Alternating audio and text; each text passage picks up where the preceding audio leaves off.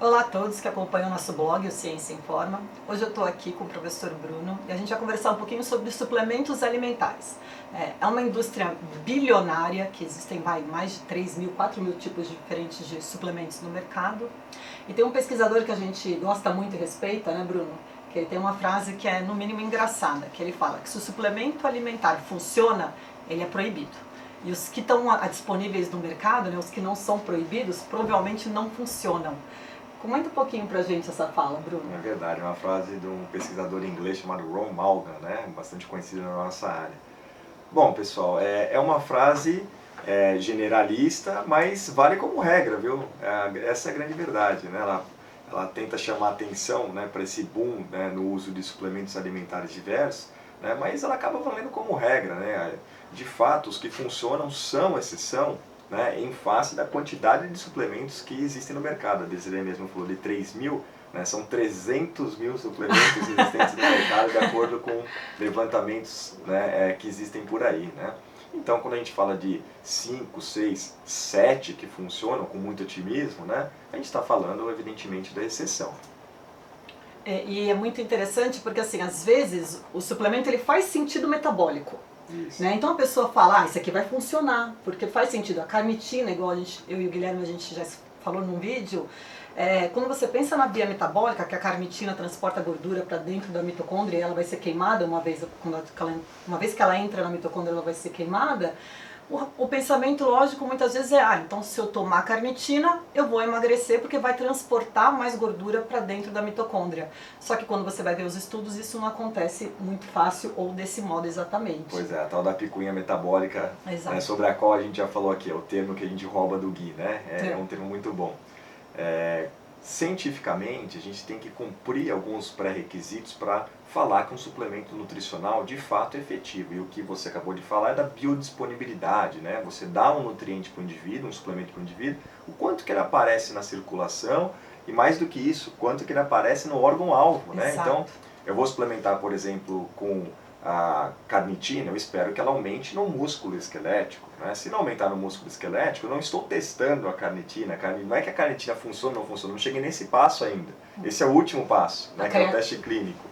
A creatina, por exemplo, passa nesse teste, porque se você suplementa com creatina, você consegue aumentar cerca de 20, 30% de creatina total no músculo esquelético. Ok, passei da primeira fase, né?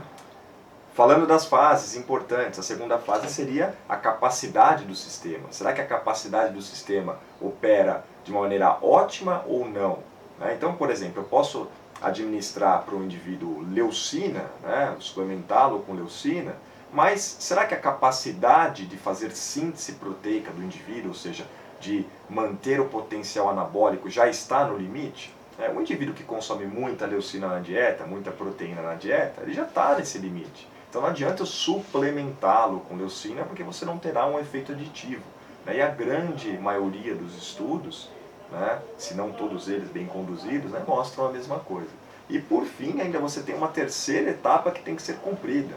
Você cumpre, né, a biodisponibilidade, né, o princípio da biodisponibilidade. Eu dei um suplemento, ele se tornou biodisponível, aquele nutriente se tornou biodisponível no órgão-alvo, no músculo, bacana. Depois eu vou saber se a capacidade é ótima. No caso, de novo, da creatina, a gente sabe que evolutivamente a gente poderia ter mais creatina. Os nossos antepassados provavelmente tinham mais creatina no músculo. De modo que se eu suplemento com creatina, eu consigo desempenhar melhor.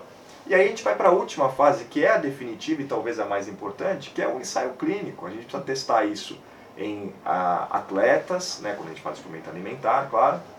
A gente precisa testar com testes que sejam válidos, né, de laboratório, de campo, né, e a gente vai discutir, a gente pode discutir mais sobre isso, né, ao longo dos nossos vídeos, dos nossos posts, né, e aí a gente precisa encontrar ainda assim um resultado positivo para o desempenho físico esportivo, né.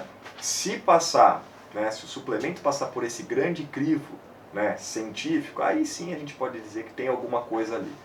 E os que passam geralmente têm um efeito de 1 a 3%. Então não adianta falar, poxa, esse aqui funciona.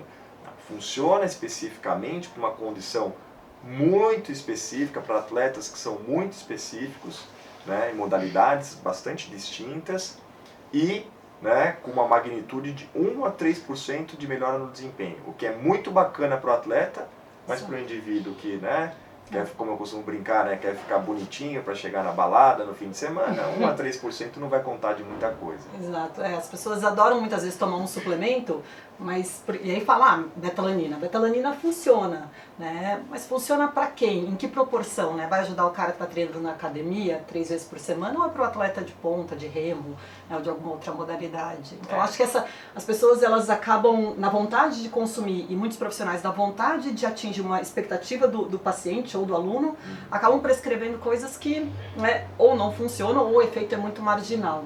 Sim. E que foram testadas especificamente na nutrição esportiva. Nutrição esportiva igual a atleta, rendimento, alto desempenho.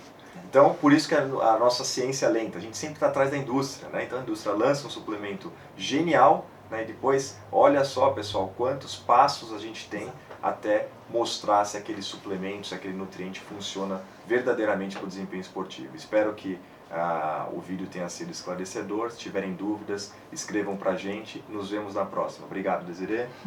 Até a próxima, pessoal. Valeu.